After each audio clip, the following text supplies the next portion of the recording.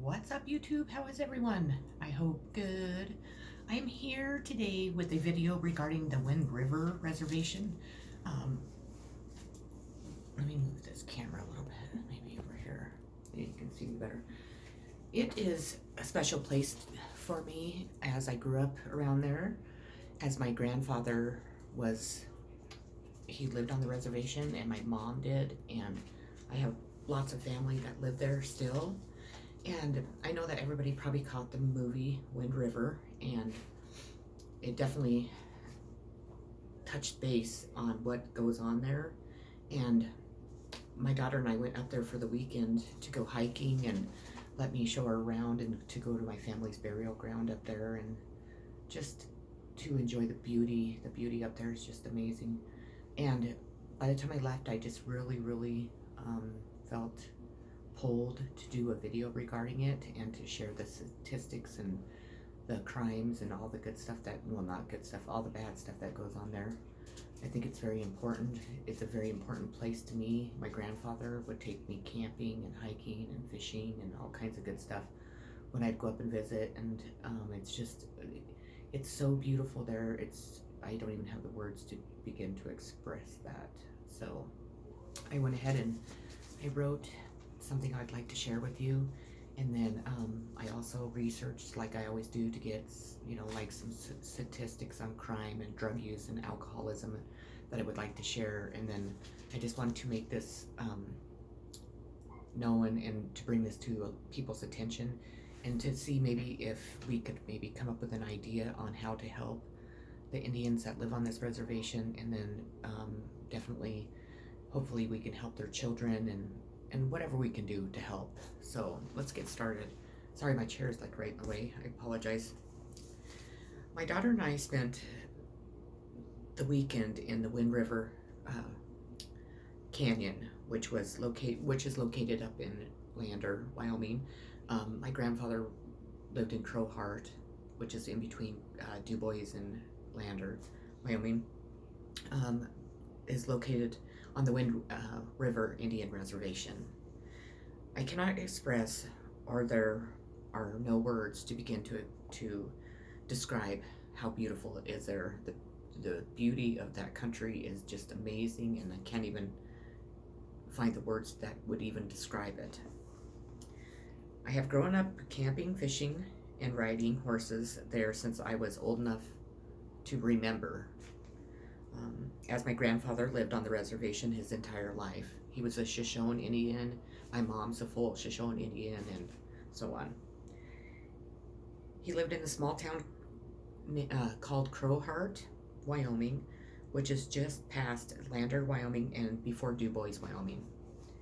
He was a cowboy that loved to rodeo. He also loved to chase women, lots of women, and he also loved to drink beer. Much like a lot of the natives up in that country, he had a horrible drinking problem. I remember we would go up there and he would have to sit on the back of the truck on the tailgate for like a whole day, and he would puke all day so he could sober up enough to spend like the week with us, camping, or the weekend if it was just the weekend or whatever it was. But he would be sick with that one day, and then he would be raring to go. When he wasn't drinking, he was an amazing man who worked hard, rodeoed even harder, and chased women even harder than rodeoing. He loved it all. He had a really unique personality, and he was just fun, and he was a great grandfather. He would take us to the mountains, the most beautiful areas to take us camping and fishing, and we'd load up the horses into the horse trailer and go riding all day. Makes me sad. My grandpa's name was Chester Stagner, but we called him Speed. So we were always blessed with seeing tons of wildlife, as he knew I love animals. And we'd always run into a bear or two when we were up there, which was scary, but it also was really cool too to experience. He had the most amazing stories to share of the experiences he had in life and so on. But there was this one that has always stuck in my head that he told us about these women, these Indian women, where he went into this cave up in the Wind River, and he walked in there, and there was these women petrified into the cave, and they still had all their turquoise Indian jewelry on, their moccasins, their buckskin dresses, and he's like, it was just so beautiful. And he said they looked still intact. And it's a hard story to really believe, but then my stepfather at the time, I guess my grandfather took him up there and showed him. I wish I could have experienced that, but I was not able to. So my stepfather does back up my grandfather's story, and I'm not saying I don't believe him, because there's amazing things that go on in this world. Hold on, I have to go stir my food for dinner. Sorry about that. I'm making dinner as I'm doing the video. I'm trying to kill two birds with one stone. Let me see where I'm at here. There we go. After spending the weekend hiking, visiting, and exploring the beauty, it really made me wonder why it is so horrible, and what is making it such a horrible place for these people to live, and why these people are making it a horrible place to live.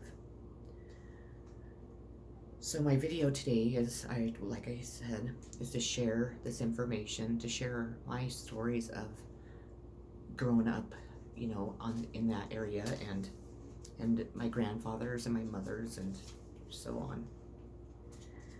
The Wind River really means a lot to me. It brings back so many memories, so many fond memories.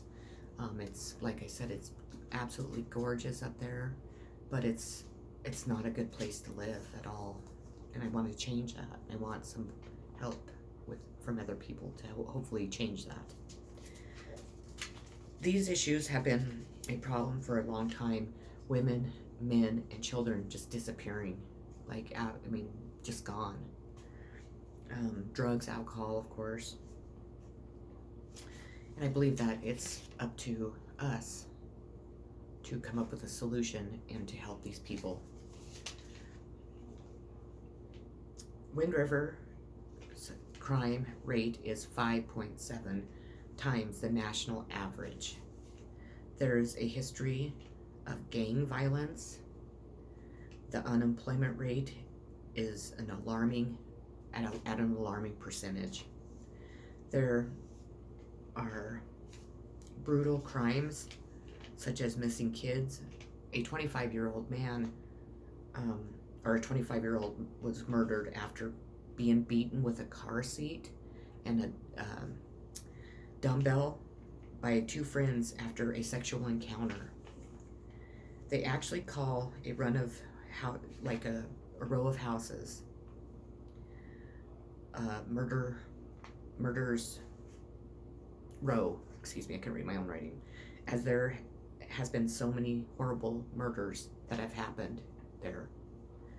And it's due to the white versus Indian tension. They say that the average age for someone to live, and the oldest that most people live on the Indian Reservation, is 49 years old. And that unemployment is higher than 80%, and Wyoming's percentage is only 6%. The dropout rate is 40%, which is double Wyoming's average, and the suicide rate for young kids and teenagers is also double the percentage in the state of Wyoming, which makes me very sad. Child abuse, teen pregnancy, sexual assaults, domestic violence are all huge on the reservation. And the alcoholism and drug abuse also is a huge issue and problem there, yeah.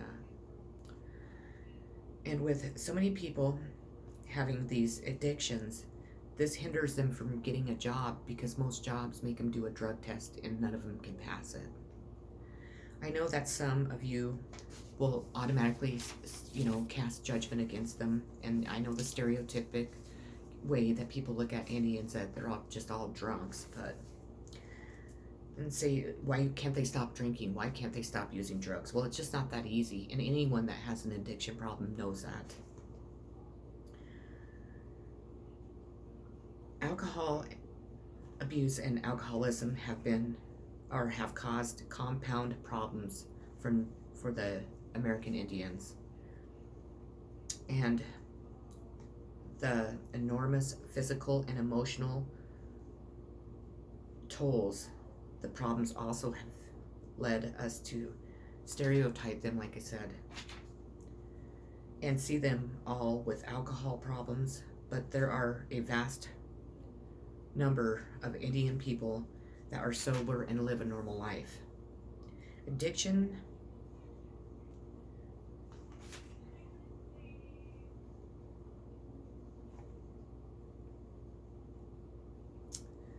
I don't know what to put there. Addiction, what the bloodline, addiction, no matter what the bloodline is, what the bloodline is of any person, should be described as an equal opportunity disease, as it can happen to each and every one of us. It doesn't matter the color of our skin or who our parents are or what. Addiction is a disease, and there is no evidence that Native Americans are more biologically susceptible to substance use than any other person, any of us. Joseph Gahn, from the Associate Professor of Psychology at the University of Michigan, states that American Indians don't metabolize or react to alcohol any different than you and I do. I spoke with the police chief in Fort Washakie, and he did share with me that there is a lot of people up there that will sell their children, that will sell their nieces and nephews to get money to buy drugs and alcohol, which is sad, but that goes on everywhere. That was going on when I was a kid, and actually was going on in my neighborhood, in my home, as a matter of fact. Hold on just a minute, I gotta serve my food again. Business Insider published an article called "Here's What Life Is Like on the Notorious Wind River Indian Reservation," and he stated that it wasn't an easy place to get to, but he had to go experience it for himself. He stated that it is known for brutal crimes, widespread drug use, and illegal dumping of toxic waste. He spent over a week visiting the reservation, and he stated it was the most dramatic and unbalanced place that he had ever been. The locals referred to the streets by famously violent U.S. locations like Compton in southern Los Angeles. The New York Times visited there after a brutal murder of a 13-year-old girl by her own brother and a friend in a trailer on the reservation. Robert Johnson was taking pictures, and the school teacher that was showing him around screamed at him and said, "If you don't stop, we're both going to be killed." I also read that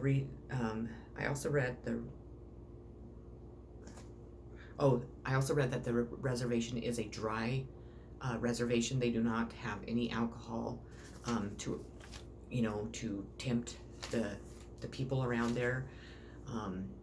They don't even serve it in the casinos, which is great. But there is a bar that sits outside of the town. Let me see here. Follow. I did that. Let me come down here. The closest place to get a drink is outside of the reservation. It's not on the reservation. And it where there is a couple of pool tables, a room wallpapered with centerfolds and pages from porn magazines. Another popular place for the natives to go drink is in a park in Riverton, Wyoming. The residents of the Wind River tend to flock there, and call themselves the park rangers. Kids are known to go to the park so they can go find their parents. Let me come back over here now. Last year, the NPR revealed that oil companies on the reservation were using illegal lam holes to justify allowing oil wastewater to flow freely into the open pits of the Wind River. The toxins that are in the wastewater leach into the water used by the Wind River ranchers. It then winds up in the steers and then thereby in the beef. This beef is the fresh meat at the stores on the reservation. So that means that they're eating this toxic stuff. The kids huff Axe body spray. The alcoholism is horrible, and crystal meth is a huge problem throughout the whole state of Wyoming. There are drive-by shootings, 2 dealers that are pushing to sell drugs to kids, and they're selling to the school staff. So they go there and sell it to the school staff because the school staff use it. Okay, there is little law enforcement, which means it is so much easier for all of this to go on. The crime is so high that it is almost too hard to keep up with. And with the open space, it makes it easy for them to hide for good if they want to. In 2019, Wyoming increased awareness by announcing the urging of advocates by Governor Mark Gordon that he would create a task force to better understand the scope of missing and murdered people in the state of Wyoming and what solution they need to come up with to help. It is unclear just how many women, girls, and men have actually disappeared or have been murdered in Wyoming, but I can say it's at a high rate. More than 4 or 5 women and men have experienced violence, and 2.5 times likely to experience rape or a sexual assault compared to other races, according to the 2013 National Congress of American Indians policy brief. There were 5,712 cases of missing and murdered women reported in 2016. Only 116 were entered into the Department of Justice database. That's crazy. Why is that? Makes you wonder why all those people are not being, why it's not being, exposed how many people are being killed and murdered up there. Wyoming officials reported 107 missing Native Americans to the National Crime Information Center in 2018 on the Wind River Reservation. In 2019, more than 70 people, mostly underage runaways, had been reported missing as of August. This isn't something that is generally spoken about, and we are not being made aware of the huge problem that they're facing. We need to help do something to prevent all of this, help prevent missing people, brutal crimes, and even the alcohol and drug addictions that the Native Americans are facing. Law enforcement has a hard time enforcing their jurisdiction on the reservation, and vice versa. The police officers that are officers on the reservation cannot go outside of their jurisdiction. So if somebody commits a crime on the reservation, if they get off the reservation, there's nothing that can be done to them. So why can't we change the laws? Why can't we enforce more stricter laws, and why can't they call in people to help them? And I know that they feel like it's their, their territory and their jurisdiction, and I respect them, and they're doing the best they can. I'm not saying they're not doing a good job, because they are. Um, these statistics that I went over are just almost horrifying. It breaks my heart that I think about people that are losing their lives. Children, are losing their lives, or they're disappearing. They're probably being used for human trafficking, and no one seems to care. Nobody reports it. They're not being put into the database of missing, or murdered people. Us natives of Wyoming are not aware of what's going on up there, besides, of course, what we seen with the movie that they made. But that didn't even touch the whole issue up there. That was just one story. There's like that. Well, like I said, there was 5,700 and some people. That's 5,000 and some stories that we don't know about. I would like to start a nonprofit organization to, target these issues, to help the natives in any way that we can. I do understand that they do make the choice of drinking and doing drugs. I am aware that it is, it's an addiction, and Native Americans do tend to have that. But it doesn't mean that we can't do anything to help them. Maybe if we educated them more as children, try to get them out of those circumstances, created more jobs for them to do. For one thing, stop dumping toxic waste into their land, into their water. I mean, that's horrifying. I mean, I can't even imagine. I have family that have ranches up there that they raise steers and all that stuff. So I think that's just huge and important. The alcoholism, we can only do so much when it comes to that. To me, I think alcohol should be made illegal. I think it's probably the worst drug out there. That's my personal opinion. It's because I have been raised around alcoholics, and I had a drinking problem many years ago, and you're not rational when you're drinking. People think it's all right because it's legal. Well, it's not. I mean, it's killing people. It makes people do really stupid things, makes you make stupid decisions, and it just isn't, I don't know. But in Wyoming, they won't legalize marijuana.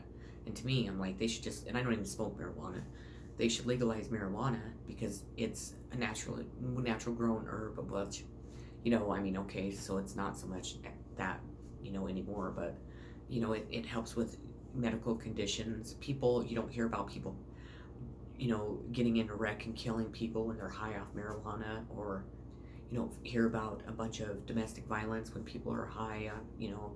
It's just a completely different,